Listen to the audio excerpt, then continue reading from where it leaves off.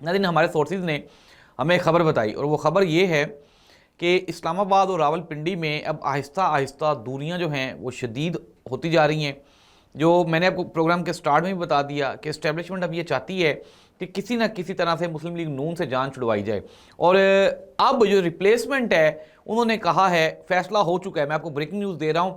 فیصلہ یہ ہوا ہے کہ اب آہستہ آہستہ جو پاپولر ترین پاکستان کی سیاسی جماعت یعنی کہ پی ٹی آئی ہے اس کی طرف جو اقتدار ہے اس کو منتقل کر دیا جائے.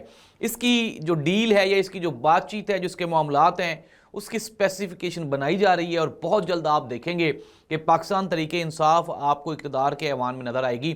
اس کے لیے جو سب سے بڑی ایک شرط تھی یا آپ یہ کہیں کہ کوئی کنڈیشن تھی وہ یہ تھی کہ آپ اپنے ساتھ کسی کم از کم ایک بڑی سیاسی جماعت کو تو اپنے ساتھ شامل کریں. اور پاکستان پیپلز پارٹی کی صورت میں پاکستان تحریک انصاف کے لیے جو گراؤنڈ ہے وہ نرم کی جا رہی ہے. آپس میں جو رنجشیں ہیں ان کو ختم کرنے کے لیے کوششیں کی جا رہی ہیں. اور آنے والے چند دنوں میں آپ لوگ دیکھیں گے کہ پاکستان تحریک انصاف کے لیے مزید آسانیاں پیدا کر دی جائیں گی. اور یہ جو سسٹم ہے یہ 2026 یہ جو سال ہے یہ اس حکومت کا آخری سال ہوگا. یہ آپ میری بات لکھ لیں. 2026 پاکستان مسلم لیگ نون کی جو گورنمنٹ ہے اس کے لیے یہ آخری سال ہے. اور اس کے بعد پھر کبھی بھی جو نہ ہی تو شریف فیملی اور نہ ہی پی ایم ایل این یہ اقتدار میں کبھی بھی نہیں آئیں گے.